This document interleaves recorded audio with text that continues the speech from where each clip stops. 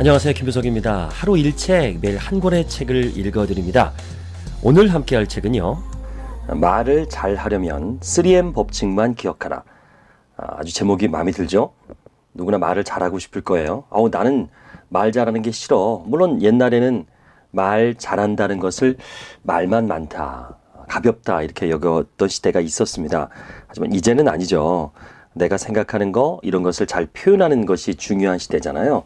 그런데 말하는 법을 배워본 적이 없거든요. 그래서 우리는 이 실수를 하고 또 오해가 있고 소통이 문제가 됩니다. 그런 분들에게 꼭 권해주고 싶은 책이에요. 이주진 님이 지으신 책입니다. 아나운서, 리포터, 방송 경력도 화려하고요.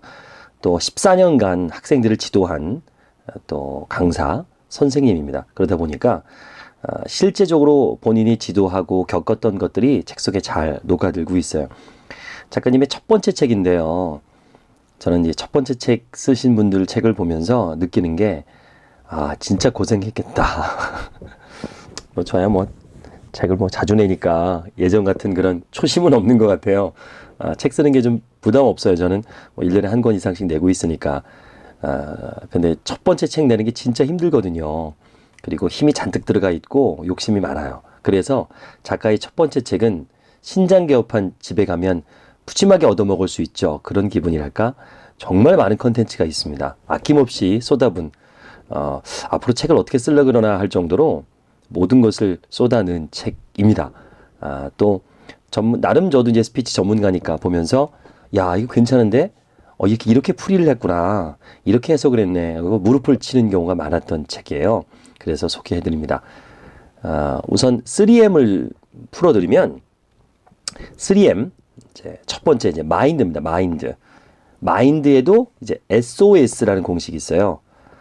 마인드 SOS 이따가 또 설명해드리겠는데 첫 번째 S는 이제 자바상 셀프 라는 부분이죠. 그리고 두 번째 SOS O는요 오픈 마인드, 그리고 SOS의 마지막 S는 셀프 컨피던스, 자신감이라는 뜻입니다. 이렇게 SOS. 그러니까 첫 번째 마인드, 마인드는 SOS. 자, 두 번째 M입니다. 메시지. 자, S4다. 계속 반복을 할 겁니다. S4. 그러니까 S가 4개죠. 말을 잘 하려면 메시지에 S4가 있어야 된다. 그래서 소셜 스피치, 그래서 관계를 유지해야 된다. 호감이라는 부분이죠. 저도 공감하는 부분이에요.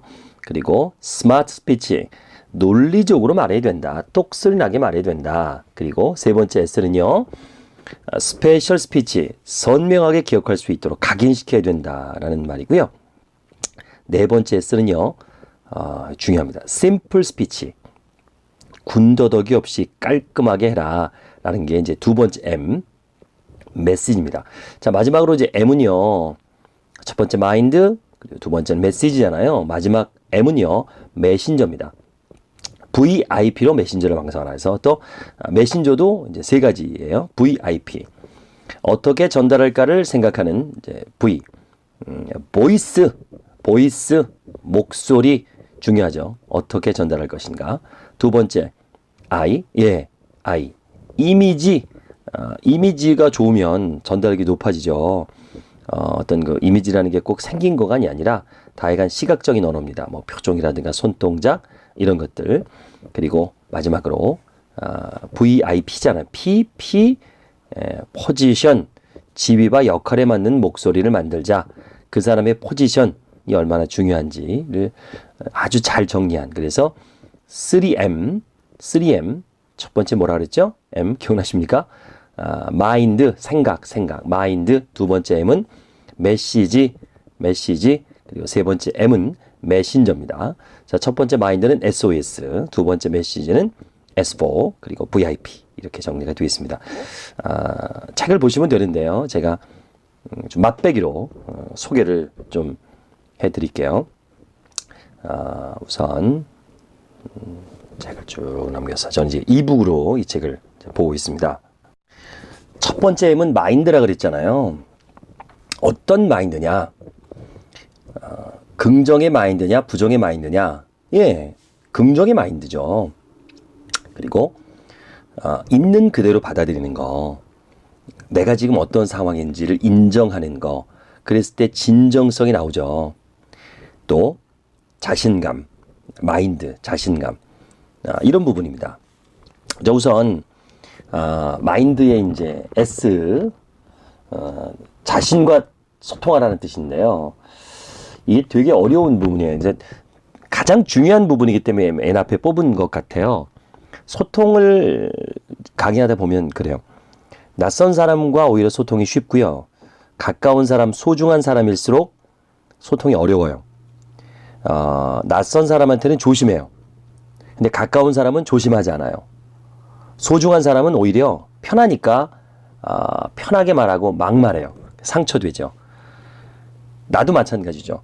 나와 소통하는 게 제일 중요한데 우리는 힘들고 어려울 때만 나를 찾아요. 그리고 사실 내가 누군지 잘 몰라요. Who am I? 나는 누구인가? 수업할 때 이런 의문을 던지거든요. Who am I? 그래서 본인 하면 떠오르는 단어를 7개를 써보세요 라고 합니다. 다른 사람의 단어는 되게 빨리 써요. 친구, 또 예를 들면 연예인, 이렇게 얘기하면 7개를 금방 채웁니다. 그 사람에 대해 뭐 출연한 영화라든가 또 그 사람의 추억이라든가 이런 게 있으니까.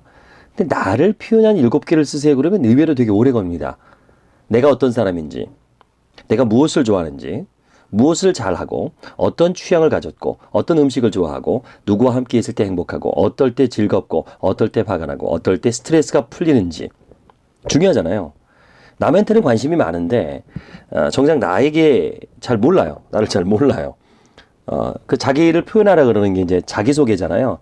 자기소개를 하려면 굉장히 힘들어합니다. 다른 사람 소개하는 건 편하거든요. 그래서 전 어떻게 수업하냐면 그냥 가까이 앉은 둘이서 짝을 지어서 그냥 편안하게 자기 얘기를 해보라 그래요.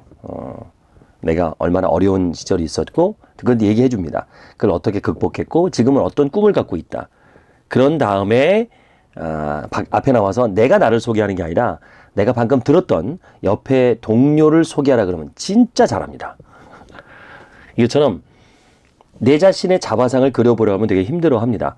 근데 이제 뭐 서양의 소설가들 이런 거 보면은 서양의 화가들을 보면은 자기 자화상을 되게 많이 그리잖아요. 그 안에서 나를 찾으려는 노력을 되게 많이 하죠. 그럼 우리는 이제 긍정의 자화상을 만들어야 되는데 어떻게 만들까요? 결국 어제의 내가 오늘의 나를 만드는 거 아닌가요? 또 오늘의 내가 내일의 나를 만들 거고요. 과거의 긍정적인 경험이 현재 긍정적인 삶을 이끌어주는 거죠. 그래서 과거의 긍정적인 경험을 끌어올리는 노력을 해야 됩니다. 그런 노력을 통해서 오늘의 긍정적인 경험을 만들어 가고요. 오늘의 긍정적인 경험으로 내일의 긍정적인 삶을 설계해 나가기도 하죠. 긍정적인 자화상은 계속 긍정적인 자화상을 만들어주죠. 어떠세요? 부정적인 생각이 올라오죠? 당연합니다. 당연합니다. 우리는 부정적인 정보가 먼저예요. 원래. 그게 평범한 거예요. 긍정적인 정보가 먼저 올라오는 사람은 별종이에요. 원시대에 태어났으면 멸종했어요. 멸종. 왠지 아세요? 자, 보세요. 내가 긍정적인 정보가 먼저 들어오는 사람이에요. 원시대는 멸종합니다. 그때는 생존이 되게 위협받는 시기였거든요. 내가 이제 침팬지라고 생각해 봅시다. 갑자기 장막이 확 켜치는데 바나나와 호랑이가 있습니다. 동시에 있어요. 만약에 내가 긍정적인 정보를 좋아하는 바나나를 먼저 보는 침팬지였다면 죽었겠죠. 그러니까 긍정적인 정보를 먼저 갖고 있는 친구들은 멸종된 겁니다. 근데 호랑이를 먼저 보는 친구들은 살아남았겠죠. 도망가니까. 그래서 우리는 부정적인 정보를 갖고 있을 수밖에 없어요. 그러나 시대가 바뀌었습니다. 그런 위험한 상황은 별로 없죠. 뭐 간혹 묻지마 폭력이라는 것이 있는데 또 뭐 강도, 살해가 있지만 옛날만큼 원시 시대만큼 그렇게 심하진 않습니다. 보안이라든가 치안이 철저하기 때문에 정말 어려운 거예요. 묻지마 폭력을 당할 확률은 길거리에서 아마 로또 복권 당첨 정도의 확률이지 않을까 싶어요. 일어나는 빈도수를 봤을 때 그렇죠. 그것처럼 긍정적인 자화상이 중요합니다. 자, 그럼 어떻게 해야 되느냐? 2002년 한일 월드컵의 그 세레모니 기억하시죠? 박지성 선수가 히딩크 감독에게 안기는 거. 자, 그런 것들도 이제 긍정적인 세레모니가 되죠. 그래서 나도 누군가에게 믿음을 준 선수로 기억된다면 영광일 것 같다. 이런 얘기를 했어요. 히딩크 감독이. 그런 긍정적인 스승과 멘토를 만나는 거 중요하죠. 그렇다면 찾아 나설 필요도 있어요. 내가 나를 객관화시켜보는 건 참 어렵잖아. 이때 필요한 건요, 스승이자 멘토입니다. 그런 사람을 찾아 나가는 것도, 그런 책을 보는 거, 이 책도 도움이 될 수 있겠죠. 자, 첫 번째 인사는 여기서 마치고요. 다음 편에서 또 계속 진행하겠습니다. 3M 법칙, 말을 잘하려면 3M만 기억하십시오. 말을 잘하는 법, 이주진 작가가 쓰신 3M 법칙 소개해드리고 있습니다. 두 번째 시간입니다. 마인드, M, 3M의 마이, 첫 번째 M 마인드라 그랬잖아요. S, 이번에 O 소개해드립니다. S는 자바상, 나를 알아야 된다라는 부분이었고요. O는 오픈 마인드입니다. 열린 마음. 오픈 마인드의 첫 번째는 이제 편견, 고정관념 이런 거에 대해서 벗어나는 거죠. 이제 선입견이라는 부분이에요. 근데 이 선입견이 보이스피싱하고도 연결이 되어 있네요. 이주진 작가님이 직접 경험한 얘기인데요. 이런 전화를 받았습니다. 안녕하세요. 이주진 씨죠? 여기 검찰청 김효석 수사관입니다. 이런 전화가 온 거예요. 평소에 뭐 검찰청 공무원 교육 많이 진행하다 보니까 이제 전화를 받은 거죠. 일반인이면 검찰청에서 무슨 전화 오면은 이제 놀라겠는데, 저도 그래요. 뭐 경찰청입니다. 뭐 경찰서입니다. 그러면 처음에는 좀 당황했는데 이제 강의를 많이 하니까 강의 의뢰구나 이런 생각이 들었어요. 그런데 이제 누구 아십니까? 이분이 전직 금융권에서 일했던 분인데 얼마 전에 고객 개인정보를 이용해서 명의도용을 하고 사기죄로 수사 중이래요. 이주진 씨 계좌도 좀 털린 것 같다. 뭐 이런 얘기를 하는 거예요. 정말 내 정보도 털렸나? 이런 마음이 올라와서 좀 이상해요. 그래서 이제 그쪽 신원하고 근무지를 알려주면 다시 연락하겠다 했더니 이런저런 핑계를 대더니 그만 전화를 끊어버렸대요. 보이스피싱이죠. 근데 보이스피싱에 속는 사람들을 이해할 수 없다고 생각했는데 막상 당해보니까 당할 수도 있겠구나. 그런 생각이 가슴이 철렁 내려앉았답니다. 당할 뻔했는데요. 근데 이제 또 이게 작가 특유의 그 생각이 떠오르네요. 자, 나는 보이스피싱에 속지 않을 거라고 생각했는데 잠시 왜 헷갈렸을까? 근데 그걸 두 가지로 분석을 했대요. 첫 번째, 목소리가 진짜 정말 검찰 수사관 같았대요. 툭툭툭툭 하잖아요. 그런 사람들은. 정말 매너 없이 얘기하고 막 그런 고정관념을 이용한 거죠. 선입견을 이용한 거죠. 목소리를 이제 무겁게 중저음으로 깔고 이런 것들. 자, 두 번째로는 내가 검찰청에서 강의 섭외가 들어올 것이라는 선입견을 갖고 있었기 때문에 호의적으로 계속 들었던 거죠. 이 두 가지를 통해서 교훈을 얻었답니다. 첫 번째는 보이스피싱을 하는 사람에게도 비록 그 능력을 안 좋은 데 써서 사회적으로 지탄을 받아 마땅하지만 사람들의 선입견을 활용한 스피치 구사력만큼은 배워야 되겠다. 두 번째로는 누군가의 말을 들을 때는 먼저 선입견을 내려놓고 있는 그대로 들어야겠다라는 걸 세상에 보이스피싱에서 이런 걸 배워요. 맞습니다. 보통은 사람들은 듣고 싶은 것만 듣죠. 또 하고 싶은 것만 말하고요. 그래서 내가 말을 할 때는 상대가 듣고 싶어 하는 것이 무엇인지, 말하고자 하는 것이 무엇인지 살펴야 됩니다.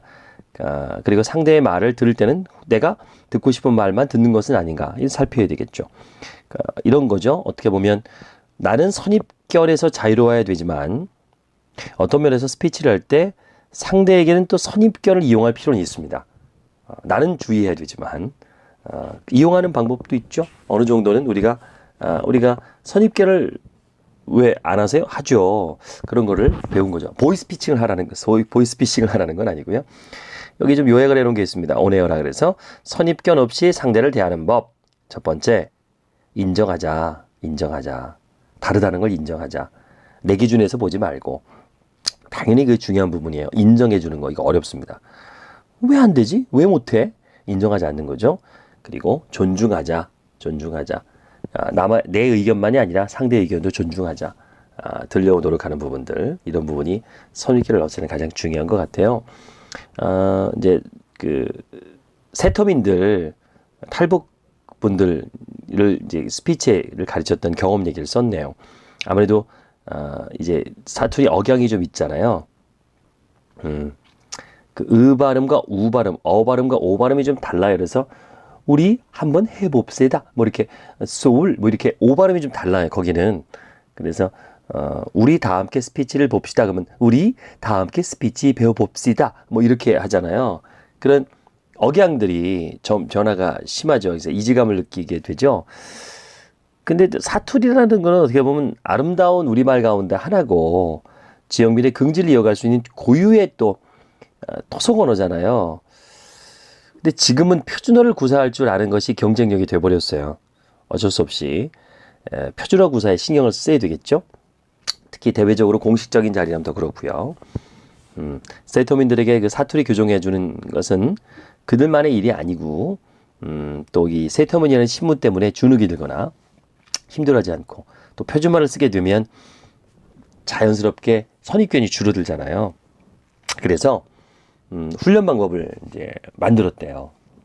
우리가 참고하면 좋겠습니다. 첫 번째, 언어를 일상에서 습관으로 바꾸려는 노력을 시켰대요.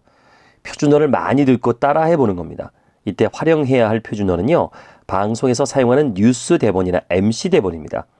무작정 듣고 따라하게 하는 것이 아니라 방송인과 자신과의 차이점을 분석해서 같이 보는 거죠.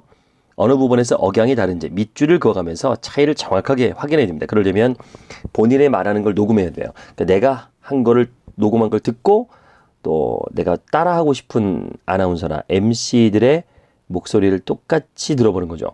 그럼 분명히 차이가 나는 걸 느끼거든요. 이게 이제 처음 기법인데 내가 뭐가 문제된지를 알아야 고칩니다. 그래서 내 목소리는 반드시 녹음해서 들어봐야 됩니다. 자, 두 번째, 서술, 어미, 억양 바꾸기에 주의를 기울도록 한다.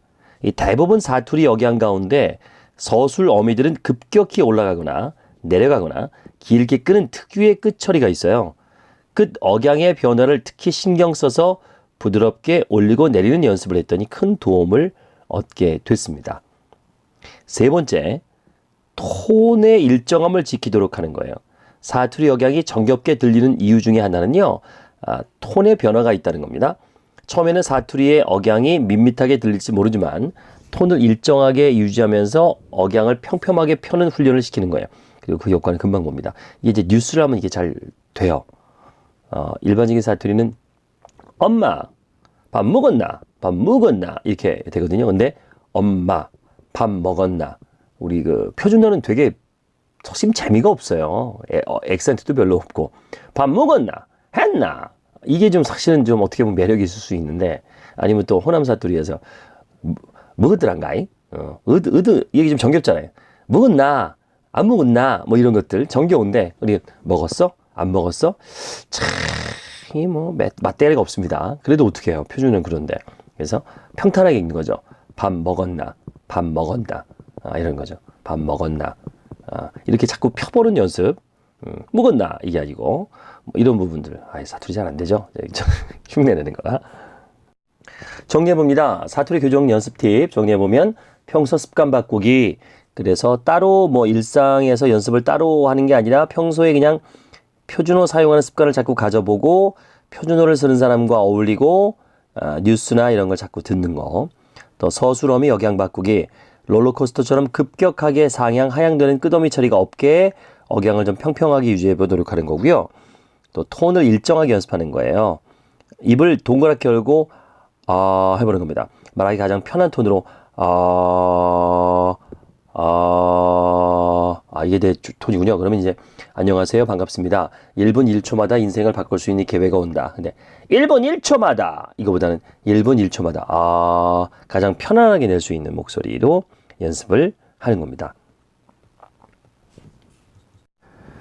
말을 잘하려면 3M 법칙만 기억하라. 첫 번째 M 중에서 SOS, 오픈 마인드 소개해드렸습니다. 자, 다음 시간에는요, 마지막 SOS, 자신감, 셀프 컨피던스를 소개해드리겠습니다.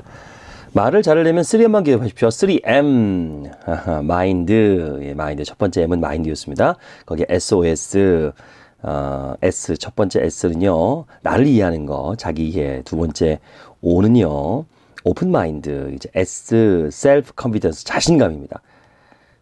되게 중요하죠. 당당하고 빛나는 자신감. 프로모터인 돈 킥은요, 세계적인 권투선수 핵주먹 마이크 타이슨을 세계 챔피언으로 만들기 위해서 이기는 DNA를 심어주기로 결심했습니다. 첫 번째 선수는 약한 선수, 두 번째 선수는 좀 더 강한 선수, 세 번째 선수는 더더욱 강한 선수, 이런 식으로 계속 이기는 시합을 하게 함으로써 타이슨에게 나는 강하다는 자신감을 키워줬고요. 게임에서 항상 이기는 DNA를 심어준 겁니다. 자신감은 나 자신에 대한 믿음이다.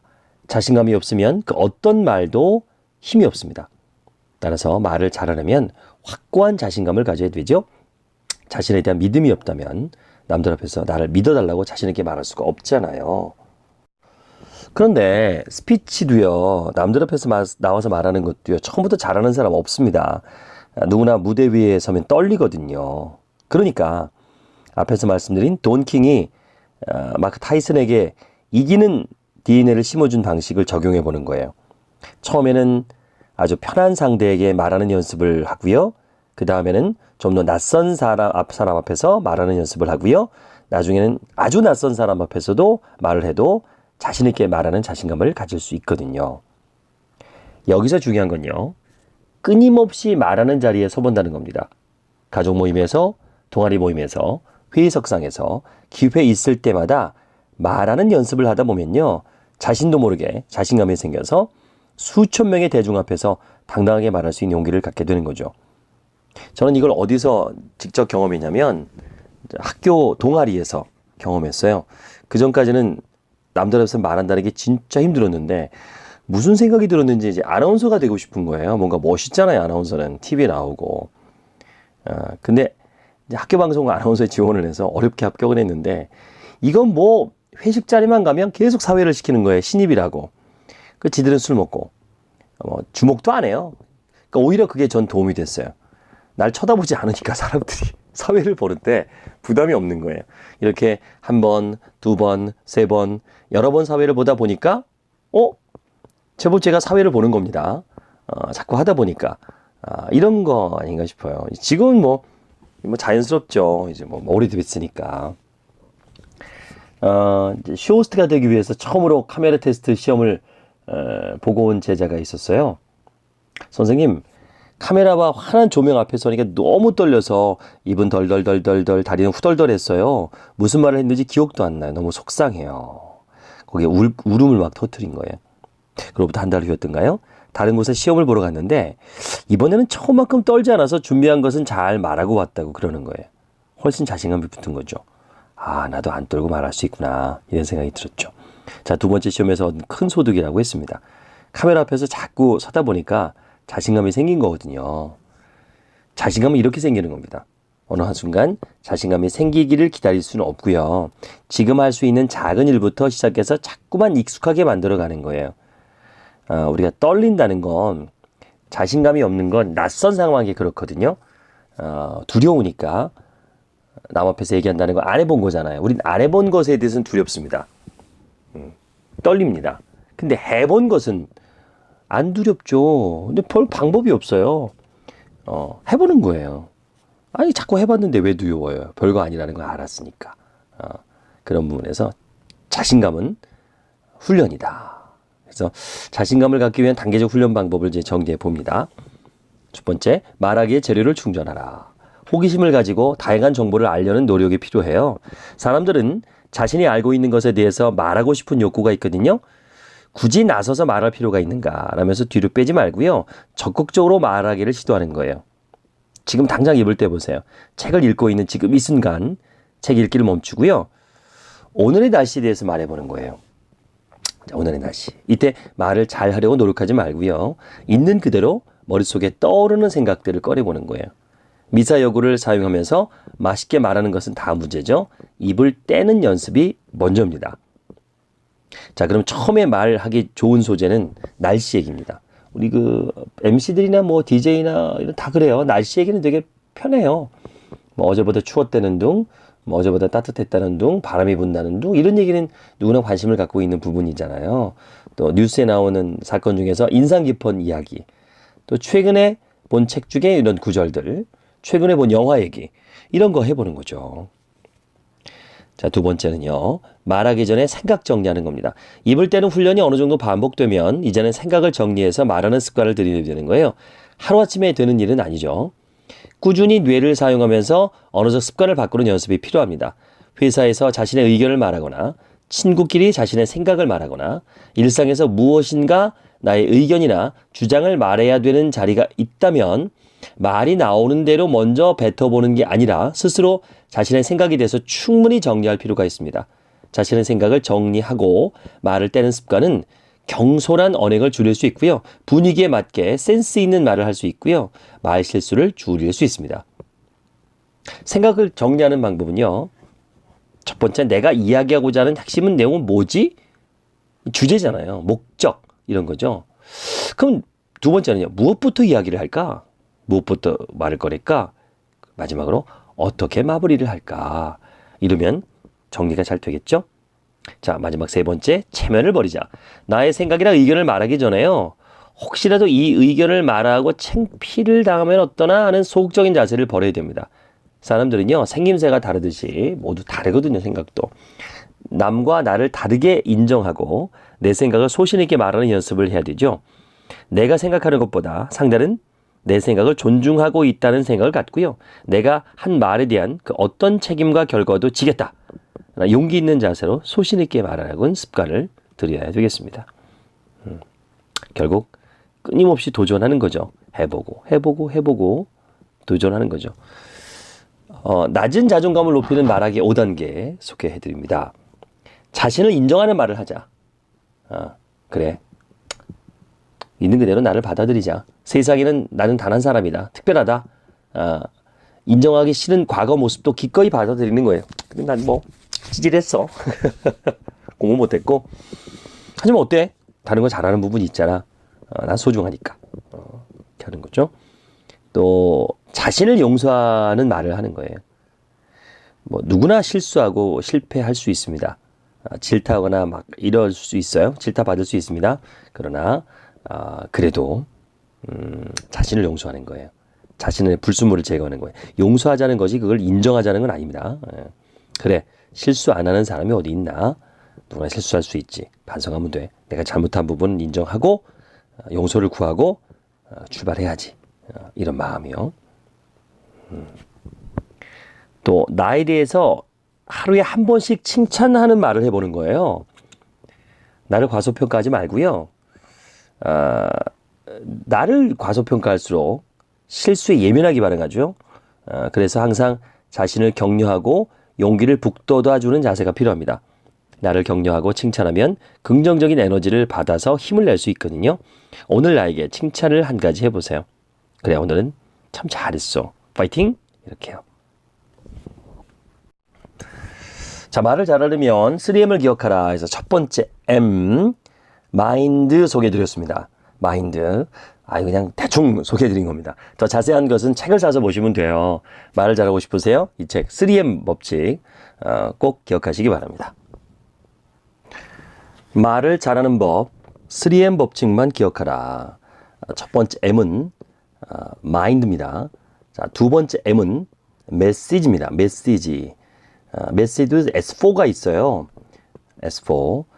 호감을 불러일으키는 소셜 스피치.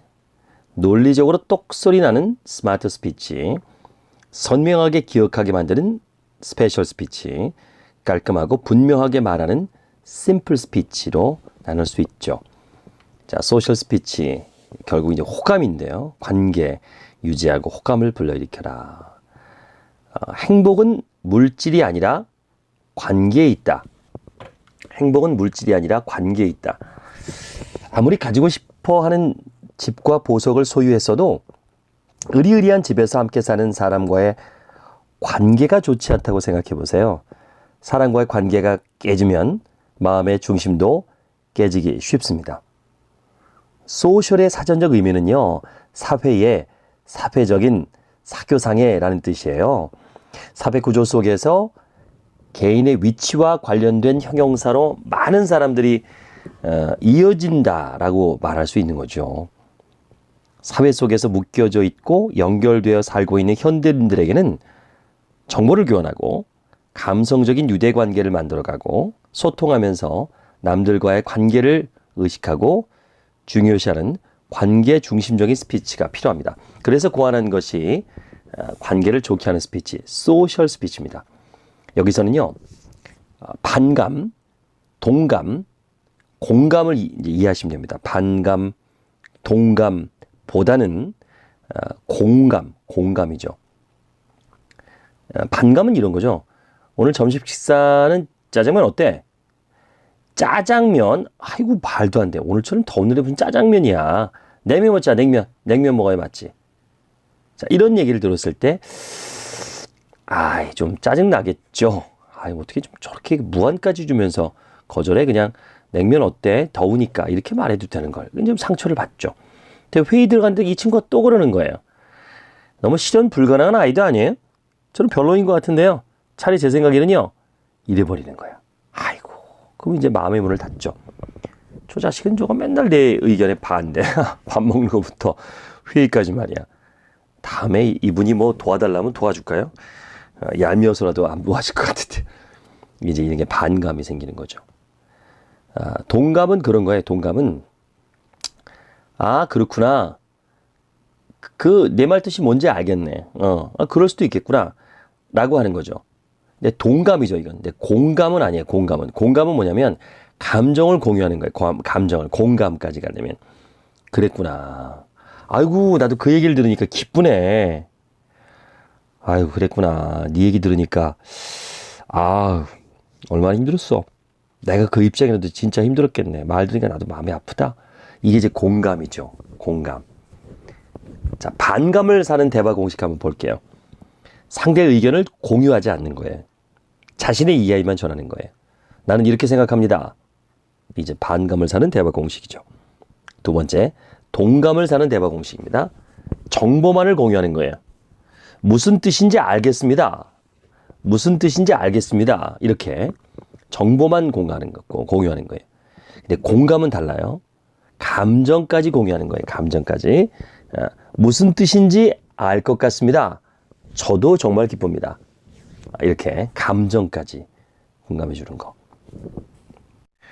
그럼 여기서 첫인상에 호감을 주는 대화법을 익혀보는 게 어떨까요? 이 책에 아주 잘 정리되어 있어요. 첫 번째, 상대방에게 호감 주는 대화법은요, 관심을 보이는 거예요. 관심을 보이는 거. 하버드대 다이애나 테미러 교수 연구팀의 뇌 실험을 보니까요, 사람들은 자신에 대해서 이야기할 때 뇌에서 돈이나 맛있는 음식으로 인해 느끼는 행복감과 비슷한 반응이 나온다고 해요. 어디에서 왔니? 집이 어느 쪽이니? 나랑 비슷한 색깔의 옷을 입었네. 친구가 먼저 말을 걸어오기 바라면서 멀뚱멀뚱 서 있는 것이 아니라 먼저 말을 건네보는 겁니다. 이때 상대가 부담 없이 대답할 수 있는 쉬운 사실이나 정보부터 던져보는 것이 좋죠. 두 번째요. 상대에게 호감을 주는 대화법은 칭찬입니다. 칭찬은 고래도 춤춘다는 말 있잖아요. 사람들은 자신에 대해서 인정해주거나 긍정해줄 때 뇌에서 긍정 호르몬이 분비됩니다.